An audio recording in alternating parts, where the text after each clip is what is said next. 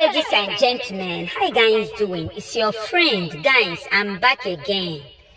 Okay, so guys, due to the first video I make about the ghost that is following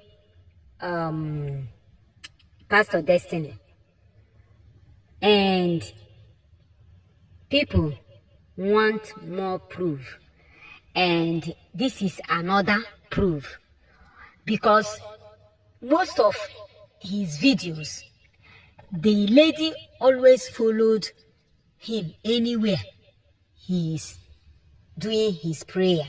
You get? So guys, take a look on this particular video again and see for yourself. Guys, let's go there. In the mighty name of Jesus, let me pray for you, child of God. Today, I want to pray for you. You will be the first millionaire in your family. If you believe in this prayer, touch your share button for me now. Any foundational cause, any foundational agreement that is in your family that have been working for many years, any ancestral power, any ancestral agreement, any ancestral covenant that is working in your life, that is from your family, today, I disconnect you from any covenant that you don't know when they took. Any covenant that is not of good, any covenant that is not of God, that is against your life, that is against your prosperity, that is against your business. Today, as a man of